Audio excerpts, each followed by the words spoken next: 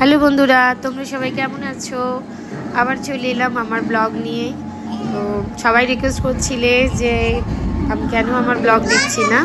তো একটু বিজি ছিলাম, ছেলে মেয়ের পরীক্ষা চলছে, তাই জন্য আজকে আমার ব্লগে মামা মামি এসছে সোদপুর থেকে। মামার সঙ্গে মামার ছেলে এবং ছেলের বউ এসছে। তো আমাদের বাড়িতে আজকে আমাদের গেট টুগেদার আছে।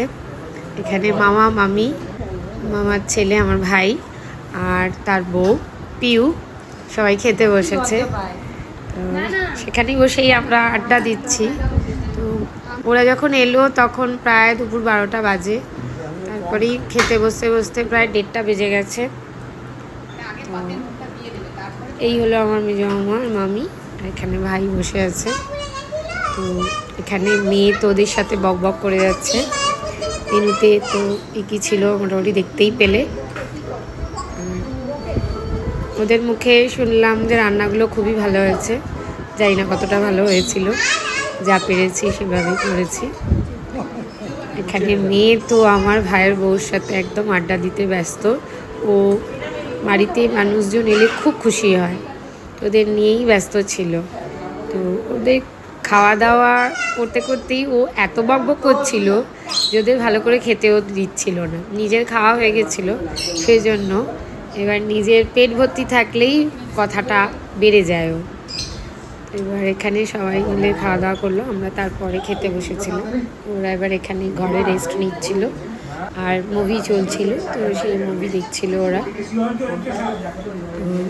ওরা মুভি দেখতে ব্যস্ত ছিল, আমরা তারপর আমি, আমার হাজব্যান্ড আর আমার ছেলে খেতে বসেছিল। তো আমরা আমাদের মতো গল্প করে খেয়ে নিলাম। আমি তো মাংসও হয়েছিল, মাছও হয়েছিল, কিন্তু আমি মাংস খাইনি। আমার ভালো লাগে না মুরগির মাংস অতটা, তো সেজন্য আমি আর মুরগির মাংস খাইনি। এখানে মামা মামি বসে আছে। মামি আমার পাখিটাকে নিয়ে খুব খেলা করছিল। আর আমার পাখি ফুকু, ও তো কারুর কাছে বিশেষ যায় না, কিন্তু মামিকে খুব পছন্দ হয়েছিল। মামির হাতে বসে বসে খুব মামির কথা শুনছিল। ও একেবারেই কারুর কাছে যায় না, কিন্তু অবাক কাণ্ড যে মামির কাছে গিয়ে চুপ করে বসেছিল। তারপর আমার মেয়ে ওকে নিয়ে নিল। তো এইভাবে আমরা আড্ডা দিতে দিতে সারাদিন দারুণ কাটলো। এবার তাদের চলে যাওয়ার পালা, বেশিক্ষণ ছিল না, সন্ধে হওয়ার প্রায় মুখেই ওরা চলে গেল। তোমরা আশা করি আমার ব্লগ তোমাদের ভালো লাগছে, কেমন লাগছে জানিও। আবার আমি আসবো নতুন কোনো ব্লগ নিয়ে। আজকের মতো এই অবধি, সবাই ভালো থেকো, টাটা।